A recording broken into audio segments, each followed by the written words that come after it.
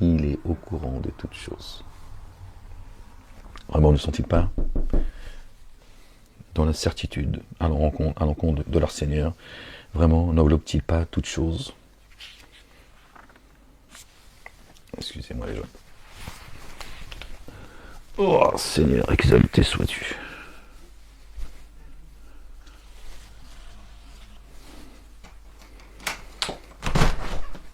Bonjour. Bonjour. Monsieur. On se permet de sonner chez vous ce matin. En fait, on est chrétien, témoin de Jéhovah, et on aime bien partager des idées positives avec ceux qu'on rencontre. Et j'aurais aimé vous montrer un site internet, peut-être que vous connaissez. Attendez, si vous me permettez, je mets juste... Oui, bien sûr. Parce qu'il fait un peu froid. Je mets mes chaussons. Excusez-moi. Hein.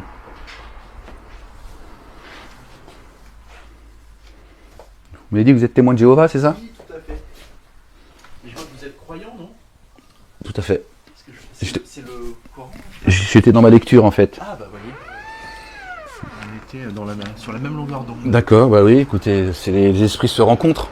C'est ça. Dites-moi, qu'est-ce que vous voulez me dire? Je vais vous présenter un site internet, justement, alors basé sur la Bible. Mais D'accord. on a quand même beaucoup de points. Elle est là, la Bible.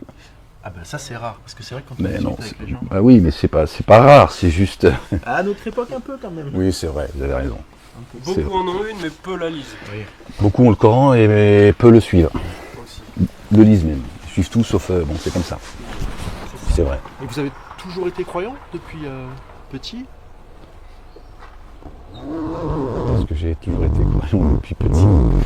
Oui, je viens de famille croyante. Ok. D'accord. Ok. Mais on est tous croyants quand on est petit. On va vers la mécréance, j'aime pas ce mot-là parce qu'il est connoté, c'est en grandissant. Oui. On est tous nés avec la croyance de Dieu. En fait, les gens se posent beaucoup de questions et c'est normal, notamment quand on voit ce qui se passe un peu partout sur Terre. Les gens en arrivent à douter parce qu'on leur dit oui, Dieu est amour. Ok, mais moi sur Terre, je vois pas beaucoup d'amour. Donc les gens à ce moment-là, souvent, effectivement, Parce que les gens ont oublié.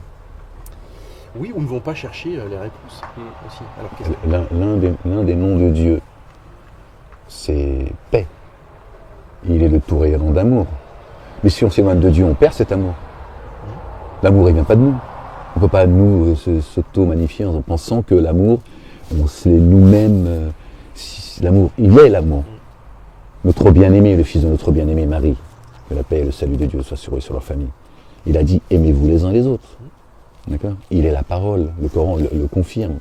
Qu'il a fait sa parole chère, c'est coranique. Et le Coran demande à tous les, je dis musulmans, et il nous dit dans le Coran qu'il est le chemin. Je ne parle même pas de la Bible, la Bible c'est évident. Mais le Coran dit qu'il est le chemin. Et il nous dit, aimez-vous les uns les autres, je saurai que vous faites partie de ma communauté. Mais si on s'éloigne de Dieu et de son messager, qu'on appelle le Fils de Dieu, et pas parce qu'il a été engendré par Dieu, il est le chemin, il est l'amour. Mais si on oublie Jésus, ben cet amour, il s'éloigne de nous. C'est juste logique. Donc après on devient des animaux à deux pattes. Exactement. Et il faut dire que la religion n'aide pas, en l'occurrence, parce que beaucoup de gens, nous on a l'occasion de discuter avec beaucoup de gens, sont un peu révulsés en fait, par ce que font les différentes religions ou ce qu'elles ont fait dans le Elles passé. sont là pour ça. C'est-à-dire Satan il a créé de fausses religions, pourquoi? Pour nous éloigner de Dieu et de son messager, de tous les messagers et les prophètes. Mais Jésus est lui l'alliance de tous les prophètes. D'accord? Donc Satan, qu'est-ce qu'il fait? Il nous vend des livres, un dogme, des religions, pour qu'on se foute sur la gueule et qu'on oublie le ça chemin. marche pas mal. Bien sûr que ça marche. Évidemment, Satan, il a une expérience. Hein. À chaque fois que Dieu envoie un prophète, Satan, il était présent. Et c'est pour ça que beaucoup de religions, d'ailleurs, enseignent des traditions, Des rites. Mais au Battement final, de main on et sifflement. ne consulte pas vraiment la parole de Dieu. Non, parce que on nous a fait oublier, parce que alors il est difficile autant que ce soit pour les juifs, les chrétiens ou les musulmans de leur dire que les livres ont été touchés de différentes façons. Voilà. Il y a des évangiles, ils sont apocryphes. L'évangile de Thomas, il est magnifique. Il y en a 114. Le Coran, il a 114 chapitres. Ça, c'est des signes que Dieu nous montre pour nous dire des choses. Voilà. Les juifs, ils ont pareil. Bon, on en a fait le peuple élu.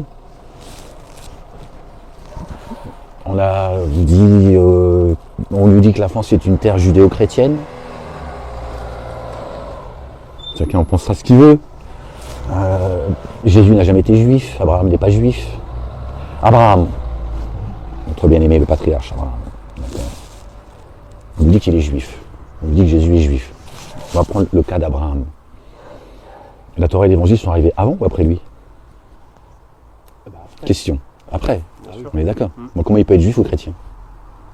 Ah mais vous dites oui, juif d'un point de vue de croyance. Non mais pour moi les juifs, même l'identité juive est une création.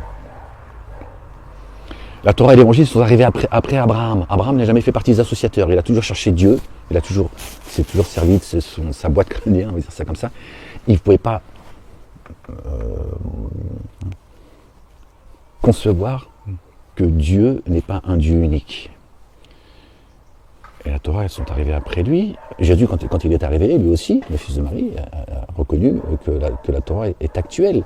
Il y a un Dieu, il y a un chemin, il y a un baptême. C'est quoi toutes ces religions qui viennent nous diviser, on se fout sur la gueule, et ça crée des... Dieu n'a pas besoin de faire couler le sang, de mépriser son prochain pour s'élever. Qu'est-ce que c'est? Il y a un moment donné, un minimum de... Mais il n'y a plus de... Les gens cherchent... On a fait, en tout cas, pour moi, ceux qui prétendent croire en Dieu sont tous devenus des hypocrites. Vraiment, ils font semblant, ils se montent à eux-mêmes. Bon, je ne parle même pas de ceux qui sont dans les premiers rangs pour qu'on les applaudisse, mais il y en a beaucoup inconsciemment, ils sont les ouailles, je parle, la communauté juive, chrétienne et musulmane, pour moi, elles n'existent pas. Il n'y a pas de religion, c'est Dieu. Il y a un culte Dieu, c'est tout. Vous et moi, on n'est pas différents. Et celui de nous deux, de nous trois, qui est le plus proche de Dieu le Père, Allah, ça veut dire le Dieu. C'est juste en arabe. Celui de nous trois qui est le plus près, d'accord, celui qui prend le plus garde à lui, à ses commandements, à ses statuts, c'est tout. Mais les religions vont dire non. Alors les chrétiens, ils vont te dire Jésus, c'est Dieu en chair et en os, donc on est les plus proches de Dieu. Les juifs vont dire que c'est le peuple élu, et les musulmans disent nous sommes la meilleure des Ummahs. Tout pour se foutre sur la gueule en fait. Non, il y a un Dieu. D'ailleurs, la Bible elle-même dit la foi sans œuvre est morte. Forcément. C'est ça. Forcément. Parce que si c'est juste... vous ne pouvez pas soigner les gens si vous n'avez pas fait des études, si vous n'avez aucune connaissance en fait. Si vous n'avez pas de pratique, cette connaissance elle ne sert à rien. Bon, il faut pratiquer. C'est la même chose. Donc la foi sans les bonnes œuvres, à quoi ça sert en fait? C'est pour ça par exemple... Vous avez raison. Je ne sais pas si vous nous connaissez un peu, mais nous on se base intégralement sur ce que dit la Bible. Et pas sur des convictions liées au père de l'église ou à d'autres, ou à des personnes. Mais vraiment, on essaye de... Alors c'est pas toujours facile, mais de mettre en œuvre dans notre vie ce que conseille Dieu dans la Bible. Donc on a plein de... C'est pour ça qu'on a des choses en commun. Alors je suis d'accord je vous en prie, je suis d'accord en partie de ce que vous dites là. Parce que suivre seulement la Bible, qui pour moi a été touchée, c'est évident, c'est pas blasphémer ou c'est pas pour offenser qui que ce soit. C'est juste, moi le Coran, je pense que c'est un livre qui n'a pas été touché, mais il a été touché différemment. Quand vous dites mais il est touché. Corrompu. Voilà, okay. Quand on prend la Mikra qui a notre ère à retirer des versets parce qu'ils pensent ce sont des versets qui sont antisémites ou ce que vous voulez, ils ont le droit de penser ça.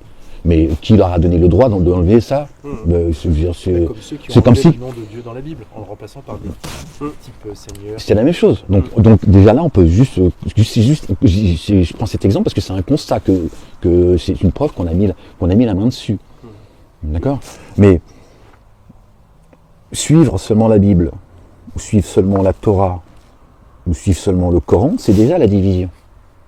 On est déjà dans la division. Donc si il existe 3 religions dites monothéistes, et on va dire que oui, on part de ce postulat, les 3 sont vrais. On va se foutre sur la gueule, à un moment donné, c'est obligé, puisque vous avez votre vérité, j'ai la mienne et eux ils ont la leur. On fait comment à un moment donné? Chacun dira oui, bon ok, mais moi, la vérité c'est moi. Bon, on finira par se foutre sur la gueule. Donc il n'est pas possible que Dieu ait descendu plusieurs religions. Ce n'est pas possible. Il y a un message, il y a un chemin. Et celui qui est le chemin, et je vous dis, c'est coranique. C'est pour vous dire que voilà, je sais que c'est peut-être pour vous un discours nouveau, mais il est dit dans le Coran que Jésus est le chemin. et qu'il est la parole. Et Dieu dit que il mettra ceux qui croient en Jésus jusqu'au jour de la résurrection, jusqu'au siècle des siècles, c'est coranique. Hein. Au-dessus, il les mettra au-dessus des dénégateurs jusqu'au jour de la résurrection. Donc il dit aux musulmans, je relis les guillemets, il leur dit, je mettrai ceux qui croient en Jésus au-dessus des dénégateurs jusqu'au jour de Qiyamah, jusqu'à la fin. Alors moi je leur dis, on fait comment les musulmans? On continue à suivre Mahomet, alors que Dieu dit que ceux qui seront au-dessus de ceux qui dénient, de ceux qui sont dans la mécréance, au-dessus d'eux jusqu'à la fin. Ceux qui reconnaissent Jésus, on fait comment? Très compliqué. Donc il n'y a pas de contradiction en réalité. Sauf que voilà, le malin, il fait son travail, il fait du bruit. À travers la communauté dite musulmane, ces mosquées qui distillent le poison, qui trompent leurs ouailles, et pareil pour les autres, les juifs c'est le peuple élu, ils ont été choisis pour guider le monde. Bon, commence à guider tes fesses et laisse les autres. Il est dit dans les droits de l'homme, celui qui veut croire qu'il croit, celui qui ne veut pas croire qu'il ne croit pas. C'est ce que dit le Coran. Et le Coran dit, et je faisais la lecture tout à l'heure, il dit, à un moment donné, Dieu dit, qu'il fasse, faites ce que vous voulez. Parce que vous allez revenir à moi. Là, c'est le mépris. Pour ceux qui ont décidé de dénier. Mais celui qui ne croit pas, en tout cas, ça c'est coranique, il est un droit absolu de ne pas croire.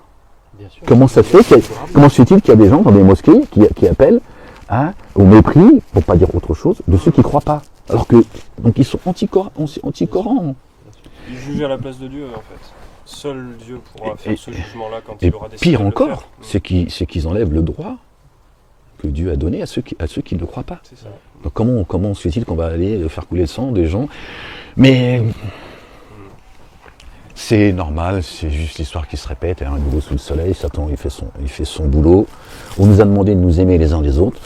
C'est ça. Mais alors le côté positif, et c'est notamment le message que nous on essaye de communiquer, c'est qu'il y aura bien une fin prévue. Bien sûr. Vous en avez parlé tout à l'heure, et que ce qu'on connaît aujourd'hui disparaîtra. C'est-à-dire disparaîtra.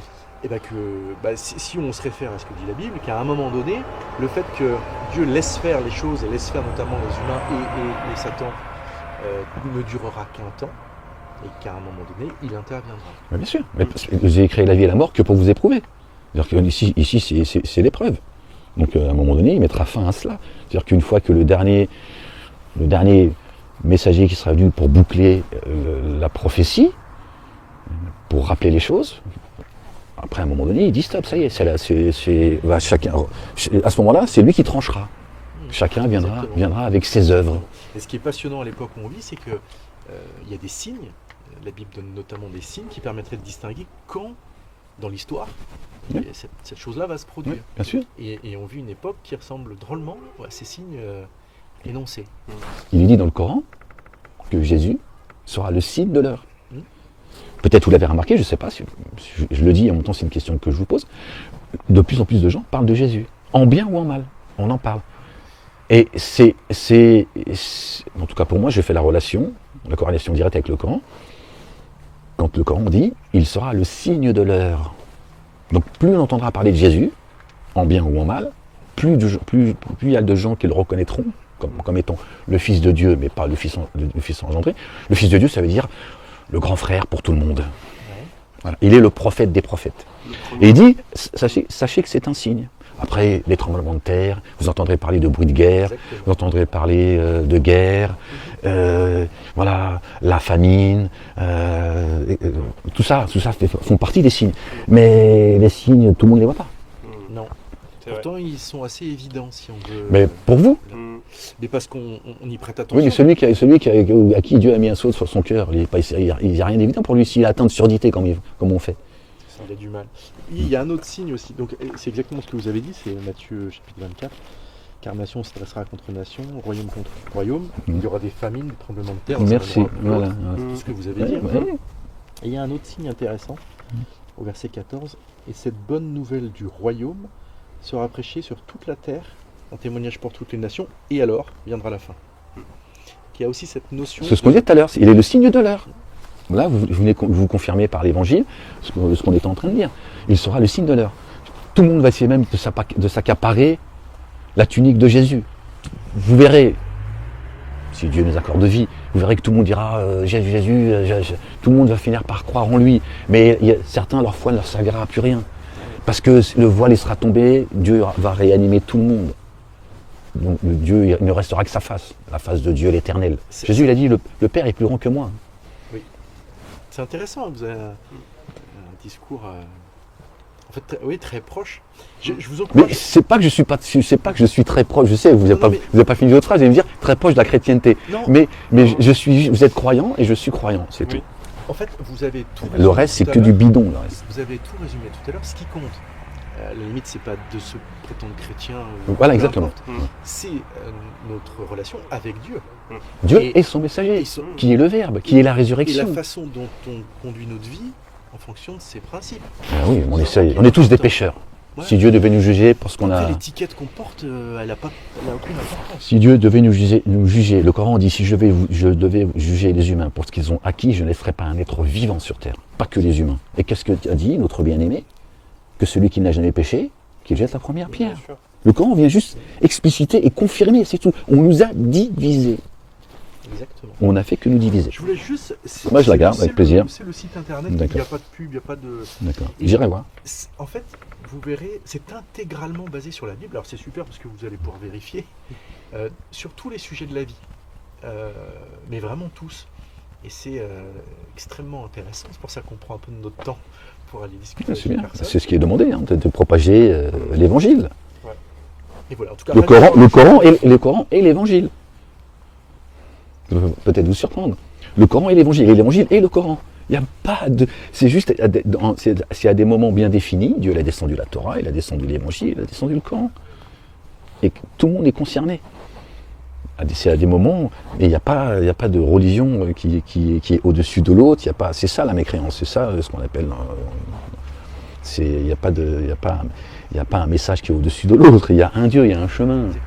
Dieu c'est pas un séparatiste, c'est pas un communautaire. Les étiquettes sont humaines. Ben oui, exactement. Sinon, ce serait Dieu le responsable. Si moi, il met entre mes mains la vérité, il met entre vos mains la vérité. Bon, on dit, je dirais à Dieu, écoute, t'as mis la vérité entre leurs mains, entre la mienne. Moi, j'ai défendu la mienne, ils ont défendu la sienne, on s'est foutu dessus. Si on avait une seule vérité, on pourrait lui reprocher ça. Donc c'est une question de bon sens. Donc à aucun moment Dieu il va donner des vérités à chacun de nous en disant. Pour nous diviser, ça peut jamais être son objectif. C'est une vérité qu'on devrait juste partager. Après qu'on soit pas d'accord, on n'est que des humains. Oui. Dieu ne nous a pas demandé de connaître par cœur ses livres, le mystère. Le mystère est entre ses mains. D'ailleurs, si tout le monde ne faisait ne serait-ce que l'effort d'essayer d'appliquer les principes qu'il y a dans sa parole, ça changerait pas mal de choses. Il n'y aurait plus de guerre, il y aurait plus... Parce que chacun serait bon avec son prochain, tout en étant imparfait. Mais ça résoudrait déjà 99% notre imperfection, elle a aussi, je pense, un rôle à jouer. Je veux dire, le malin, les gens ont oublié le malin. Des fois même ils en parlent, mais le malin, il dit détestez-vous les uns les autres. Certains nous disent que Jésus, il est la mort. Zemmour nous dit sur les plateaux télé, je prends certains, parce que ce sont eux à qui on donne le micro et qui crient le plus fort, nous expliquent que cette terre est une terre chrétienne, mais ils nous expliquent que Jésus est la mort. Bon, on fait comment avec tous ces gens qui sont en train de voilà. Donc, c'est pour répondre à ce que vous dites. Le malin est en train de nous monter les uns contre les autres. Le cancer de ce pays aujourd'hui, mondial en réalité, mais en France, c'est le communautarisme religieux et identitaire. Après qu'on ait... Certains pensent que Jésus a été crucifié. Moi, je vous dis que non. Voilà. Pour moi, il n'était ni tué, ni crucifié. Bon, c'est pas pour autant qu'il faut qu'on se foute sur la gueule. Cherchez la vérité, vous la trouverez. C'est pas moi qui le dis. Est-ce qu'il a dit peut-être la trouverez-vous? Ça veut dire, si tu es sincère, tu la trouveras la vérité. Bon, c'est pas la peine de se foutre sur la gueule. Voilà. Cherche la vérité et tu la trouveras. C'est tout.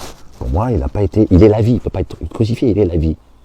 Il est celui qui vient habiter nos demeures. C'est lui qui nous enseigne. Il est la résurrection. C'est ça pour moi la résurrection. Quand l'eau descend du ciel, vous voyez, le ciel il est nuageux.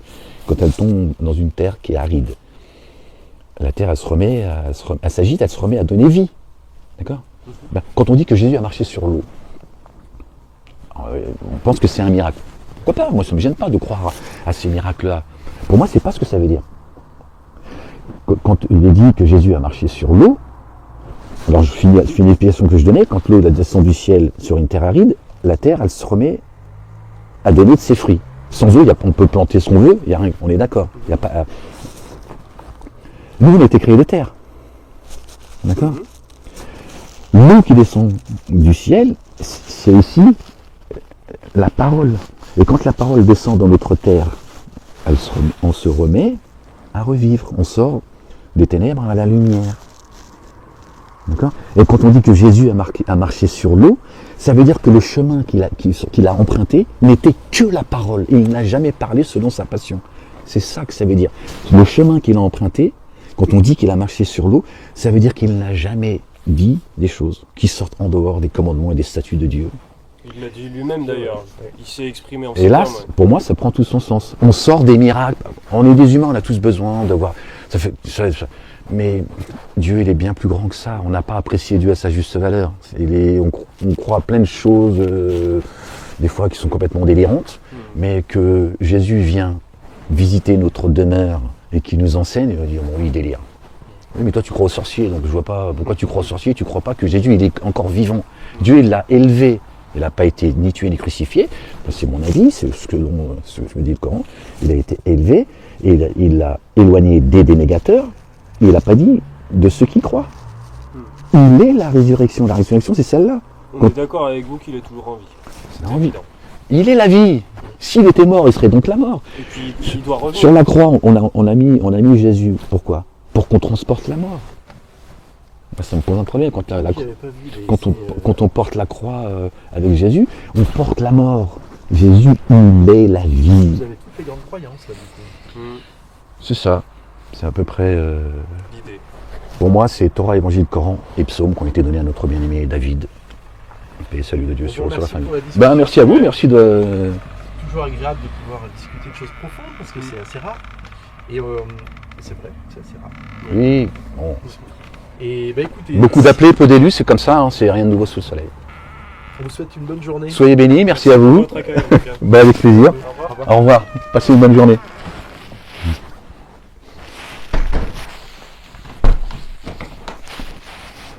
La ilaha illallah wahdahu la sharika lah. Gloire et pureté à toi, Seigneur, exalté sois-tu. Bon les gens, je suis désolé. Hein. J'ai été coupé, I'm sorry. La ilaha illallah wahdahu la sharika lah. Gloire et pureté à toi, Seigneur, exalté sois-tu. Bon les gens.